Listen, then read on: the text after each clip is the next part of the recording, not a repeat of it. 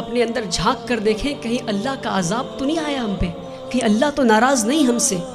میں بھٹکل کے لوگوں سے نہیں بول رہا، پر بھٹکل کے لوگوں کے ذریعے میں ہندوستان تک یہ بات پہنچانا چاہ رہا ہوں، ہندوستان کے مسلمانوں تک یہ بات پہنچانا چاہ رہا ہوں۔ ایک بار ہمارے نبی صلی اللہ علیہ وسلم راستے سے گزر رہے تھے، ایک بوڑھی عورت کو دیکھتے ہیں، وہ اپنے سامان کو لے کر کھڑی تھی، تو مزدور کا انتظار کر رہی تھی وہ، تو نبی کریم جاتے ہیں، کہتے ہیں یار اے میری ماں، میں تمہارا مزدور بن جاؤں کیا؟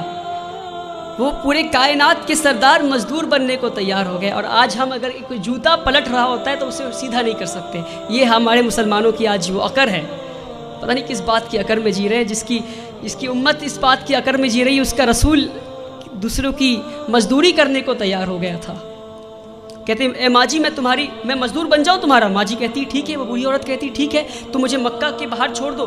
نبی کریم اس بوڑھی عورت کو مکہ کے باہر چھوڑنے جاتے ہیں، راستے میں بوڑھی عورت کہتی کوئی محمد آیا ہے، کوئی جادوگر ہے، اور گالیاں دینے لگتی محمد صلی اللہ علیہ وسلم کو۔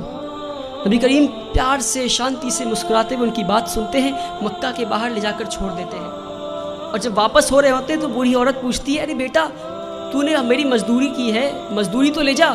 کہتے نہیں رہنے دو ماں۔ تو کہتے اچھا اپنا نام تو بتا جا۔ تو کہتے میرا نام محمد ہے، وہی محمد جسے تو گالی دے رہی تھی۔